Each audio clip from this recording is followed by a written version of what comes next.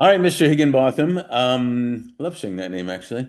Um, this is called influencers, one of my favorite topics, and sometimes it comes in a minute, sometimes it comes in a lifetime. I remember my grandfather who was from Kiev with my grandmother, my mom, my aunt. They immigrated to Canada years and years and years ago. But he used to take me for walks in the park in Montreal when I was 5.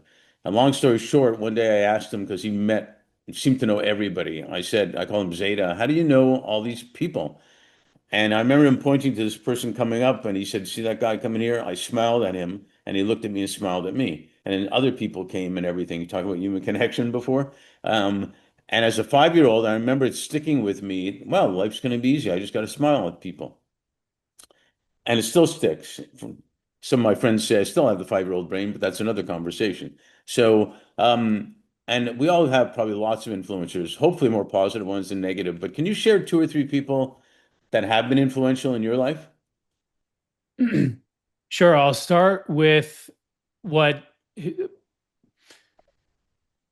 my brother, my older brother, who is like just a superhero of a person, like large when I was growing up, larger than life.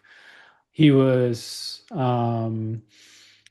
the oldest in our family, and I would always like run to his room at night and be like, when I was scared or whatever, and like, hey, can I sleep in your room? And he'd always let me. And I still look up to him as like, the superhero. And that's changed, like how I admired him has always changed over time, and like how like what I took from him, of course. Like back then he was just like, some big superhero dude that could do anything. And now I see him as just a, compassionate human being. So I'm constantly thinking about how how he would handle situations, and I reach out to him and he gives me advice. So he's always been that person in my corner that I look up to. The other person or persons is I lean a lot on philosophy. And Marcus Aurelius is like my all-time number one. No Um, kidding. I have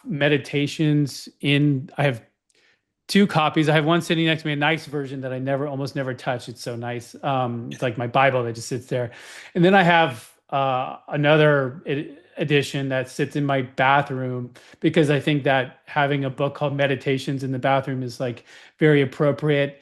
And Yeah. it's also like the best time to like just get a little nugget of wisdom. So like it's well worn, probably not sanitary, but he is my hero.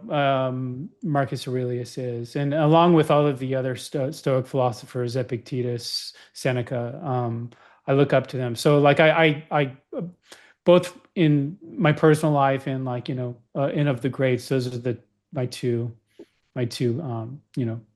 role models.